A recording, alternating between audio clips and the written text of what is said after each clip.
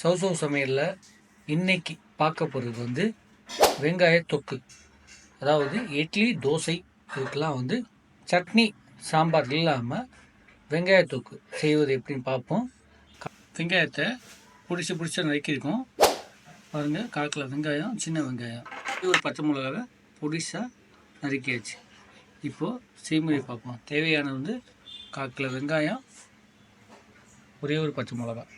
இப்போ அடுப்பை பற்ற வச்சுட்டோம். இப்போ வடை சட்டியை வைக்கலாம். வடை சட்டி வச்சாச்சு. இப்போ எண்ணெய் ஊற்றிடலாம். கொஞ்சம் எண்ணெய் இவ்வளோ இருந்தாலே போதும், ரொம்ப எண்ணெய் ஊற்றக்கூடாது. எண்ணெய் கொஞ்சம் சூடாக இருக்கும். எண்ணெய் நல்லா ஹீட் ஆகிடுச்சு. இப்போ எண்ணெய் நல்லா போயிடுச்சு. இப்போ வெங்காயம் போட்டுக்கணும். நறுக்கின வெங்காயம் எல்லாமே அப்படியே பச்சை மிளகும் சேர்த்து போட்டுருவோம்.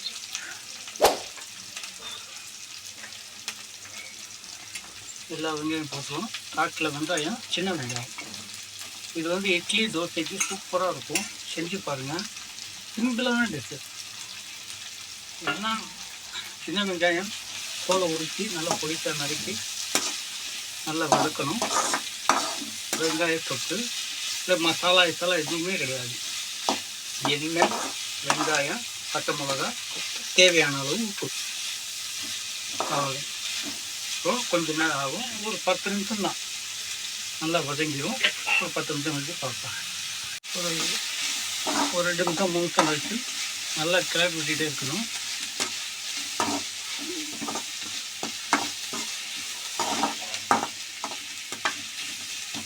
தேவையான அளவு உப்பு.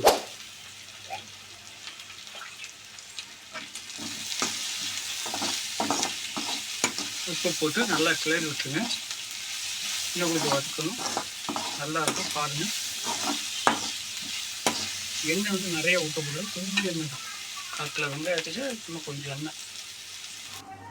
இப்போது அடுப்பை ஆஃப் பண்ணிடலாம்.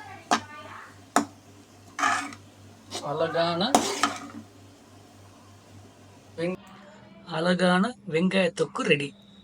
சூப்பராக இருக்கும். வெங்காயம், பச்சை மிளகா, கொஞ்சம் எண்ணெய், உப்பு தேவையான அளவு.